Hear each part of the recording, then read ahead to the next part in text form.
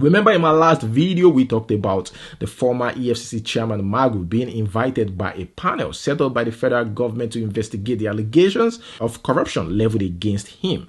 Well, after the grilling or the drilling, I think they are just not satisfied with his explanation, and he was immediately removed as acting chairman.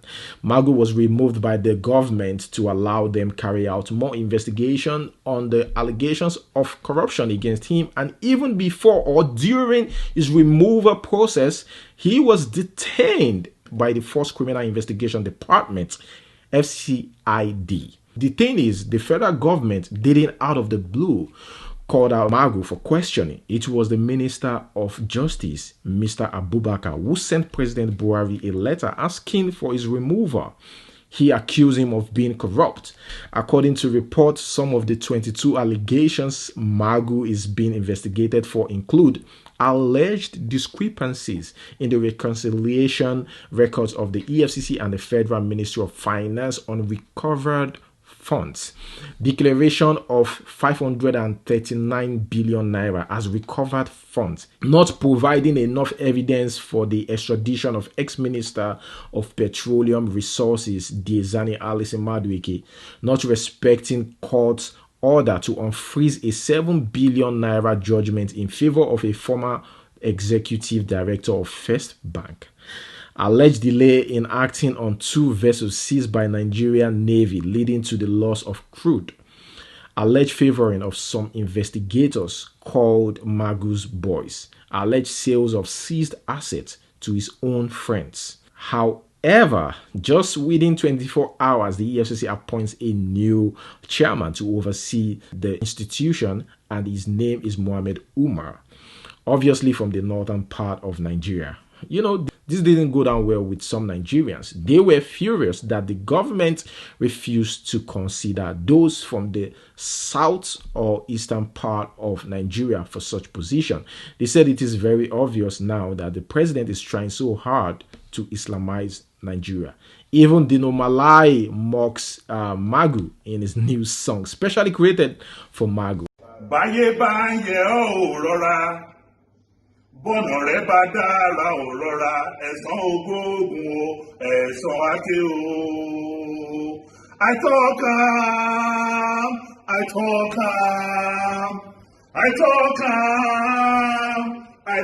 am. Me, I talk about Magu. Buhari no gree listen. Now Buhari don see for himself o. Say many Magu, dem plenty for him government. M-A-G-U, Magu. Let us read some comments. Mohammed Umar named acting EFCC chairman. Umar is the director of operations. Magu is a victim of clash between the cabal and the cartel. Reno Mokri here. Is there any law that say EFCC chairman can only come from the north? Magu goes and is replaced with another northerner, Mohammed Umar. There have now been 5 chairmen. Each has been a northern Muslim. What's happening? Are there no credible southerners? That's a question from Reno Omokri. Well, the next comment here. Another Muslim northerner, Mohammed Umar, has replaced Magu. 5 EFCC chairmen in succession, all northern Muslims, no credible southerner. Southerners should stop bragging that they are part of Nigeria. The marginalization is becoming clearer. All right, guys, so that is it. Let us talk about Dino Malai, Hushpuppi, money laundering, and other things. Speaking about Dino Malai and other politicians accused of money laundering, after Hushpuppi's arrest, protesters were seen at the U.S. Embassy demanding that Atiku, Dino Malai, and other politicians who took a picture with Hushpuppi be interrogated and questioned. According to report, most of them held up placards which reads, "Say no to fraud. Interpol act now. Interpol act and arrest Dino Malai. Show me your friends and I will tell you who you are. FBI should investigate Atiku Abubakar." Those are the placards. They also sent a letter to the FBI and the US Embassy in Nigeria, demanding that Hushpuppi political friends needs to be investigated. They said that Atiku Abubakar's frequent trips to Dubai prior to 2019 presidential election may be linked to Hushpuppi. Today, we are gathered here at the Embassy of the United States of America. We are the Concerned Citizens Forum, and we come here to deliver a petition to the Ambassador of the United States. Your Excellency, the petition we have here today is the need to carry out forensic investigation of Nigeria's former Vice President, Alhaji Atiku Abubakar, and others linked to cyber fraud. Dear Ambassador, we are sure you are aware that within the period you arrived in Nigeria and shortly before that, some of our citizens have been arrested for alleged criminal activities like cybercrime, internet fraud, and money laundering in many countries in Europe, Asia, and America, including your country, the United States of America. The biggest and most recent of such fraud is the arrest of Mr. Raymond Abbas Ibalode, aka Hushpuppi. Living a luxurious life of affluence, his major channel for laundering the proceeds of his crime have been through open association with notable Nigerians, as well as former and serving public officials. Such meetings are usually presented to the public through videos and other photos of the event, which are usually held in posh hotels or other expensive venues around the world on Instagram and other online media. The aim of such videos and photos, dear Ambassador, as we are aware, is to further scam the public by presenting such fraudsters and their ill-gotten wealth as clean businessmen with legit income that anybody can do business with. The photo and video shoots from such events serve as an open endorsement of such characters, making it easy for the proceeds of this cyber fraud to be brought into Nigeria and to be accepted by unsuspecting members of the public as normal, which further makes it difficult for investigating agencies to track. We wish to report to you, dear Ambassador, that some of the persons who have lent their high-profile personalities to cover up for such shady transactions include a former Vice President of the Federal Republic of Nigeria, in person of Alhaji Atiku Abubakar, a former Senator, Dino Melaye, and a top member of the opposition People's Democratic Party by the name Mr. Timmy Frank, and several others. Video clips of their association with Mr. Hushpuppi have been posted and reposted on major internet outlets like Facebook, internet, and YouTube for all to see. A video also surfaced online which, according to report, is the reason why protesters called for the arrest of Dino Melaye and other politicians in connection to their alleged link with Hushpuppi.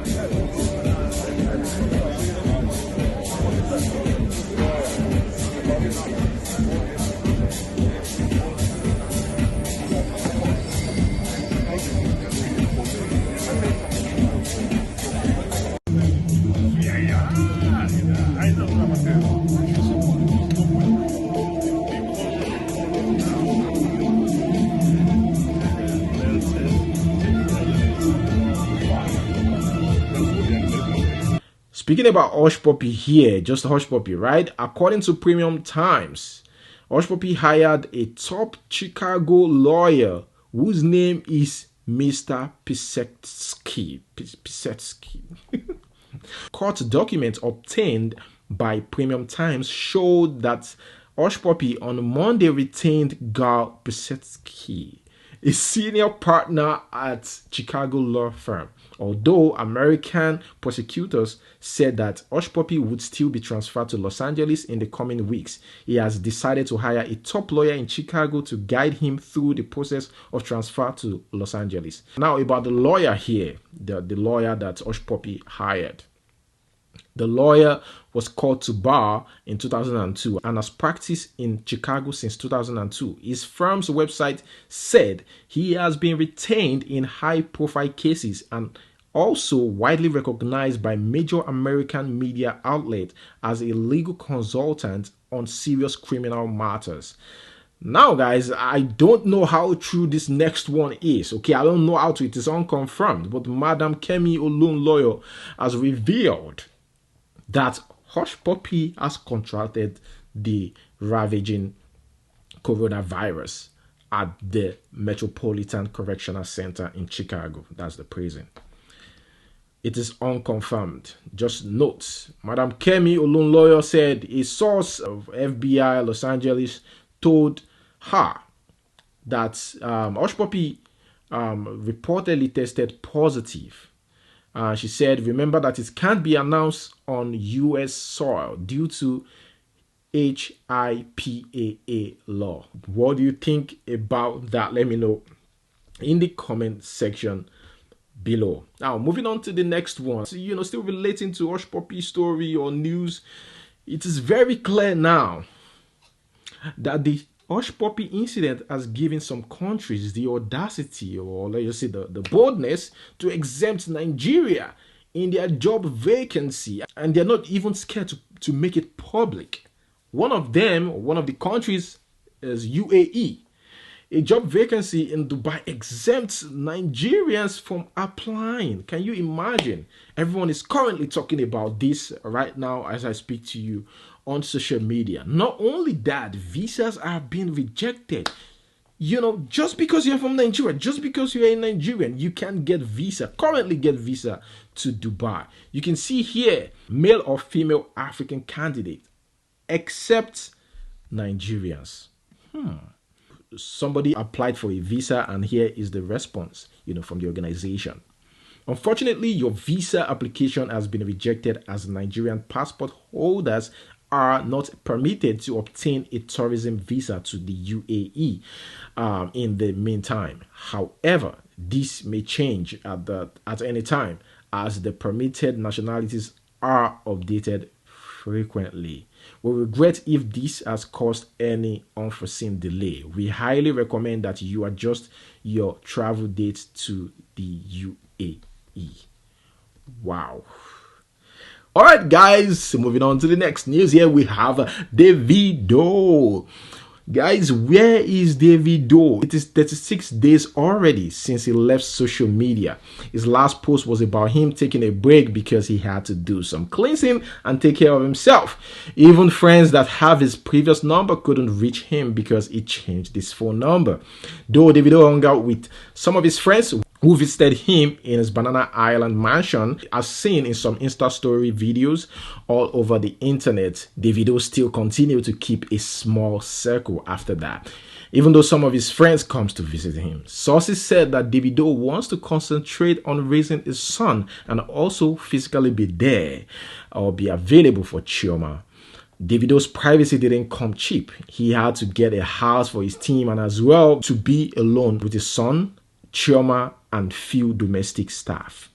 Rumors also has it that Davido might postpone the release date of his third studio album, A Better Time, which is supposed to drop this July. Let's wait and see. But personally, I miss Davido's drama. For reals. All right, guys, moving on to the next one. Fans on social media are currently discussing the success of Fireboy's debut album, Laughter, Tears, and Goosebumps, that was released on the 29th of November 2019. An album that did very well in its first week of release. It did over 6 million streams on Spotify in in 3 days after its release. Now it has 17 million streams on Boomplay and 79 million streams on Audio Mac. Music critics call the album No Bad Songs since it contains good music. They believe that it's fact that Fireboy is the future. Fans are currently appreciating Fireboy for giving them an album like that. Even the freestyle it did a year ago, on Cool FM is trending on social media. One more, hold on a second. Tell me, finish it up. Okay. They not gonna know until you tell them. It's Fireboy freestyling now on Cool FM. I just the vibe. They say give me life. They say you the life, but no. So waiting come be this one. Who they follow you to competition? I just the vibe. I just they live my life. I just they live my life. She say can't do me. I say no. She say why DML? Is it because it just sent to YBNL? We are going to read some comments. Olamide looking at Fireboy like proud father. Fireboy is better singer than Davido. No disrespect, but fact. That is disrespectful. Dude. Okay, if it's a female. That is disrespectful, man. Alright, God bless Olamide for giving us Fireboy DML. He gave the whole music industry and music lover a gem. Thank you, King Bado. Fireboy will get a Grammy. I think it's okay to say that Fireboy has no bad songs so far. If you disagree, just mention any of his bad song. Fireboy is almost becoming a force to reckon with in the industry from a relatively unknown artist in 2018. Hard work plus talent. And by the way, guys, speaking about album, DJ Copy is about to release her album. She said here, I finally made music I'm proud of. If you don't like my new album, I honestly wouldn't mind. Not everyone has good taste. Are you all ready for DJ Copy's album? Let me know in the comment section below. Now, let us talk about Nollywood. It is well known fact that Nollywood is the biggest movie industry in Africa, and according to reports, it is a multi-million-dollar industry. But you and I know that Nollywood's worth is not equivalent to the standard of living of most actors in real life. And it doesn't even reflect in some of the movies. The production of the movies are so poor that the viewer could tell that there isn't enough money available to help achieve a better or realistic result. Most of them have said that they are only doing it for the passion, and some younger actors blames the veterans or those who were there before them. They said they are not business savvy.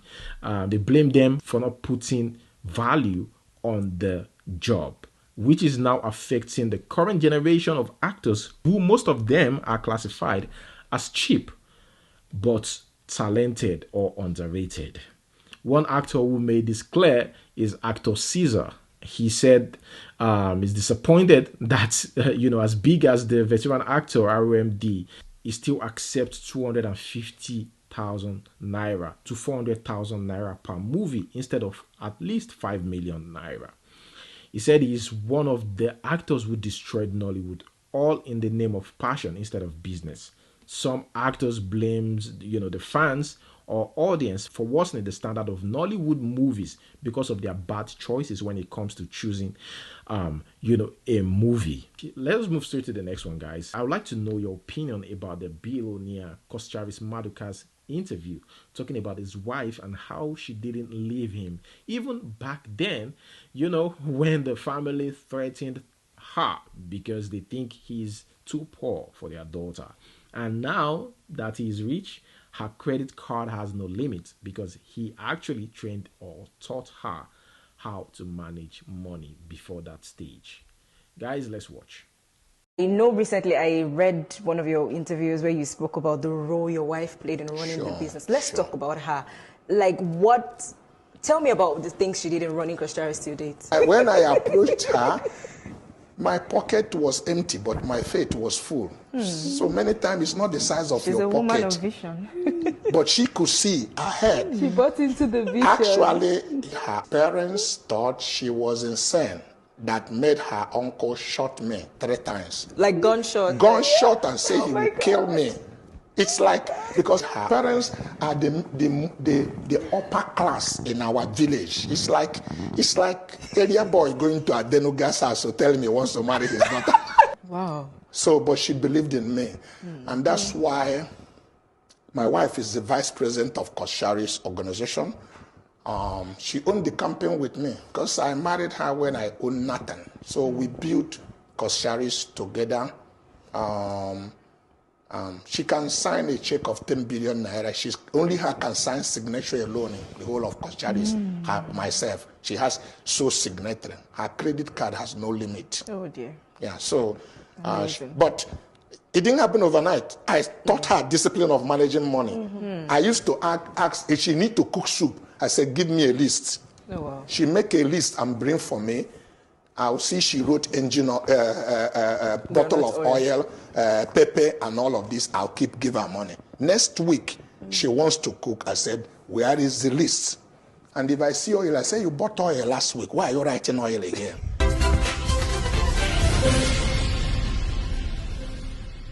Okay, guys, that's it. Let's move straight to the question of the day. The question here, in a rap battle, which team is going home with a belt? Team A has Emaya Baga and Cardi B.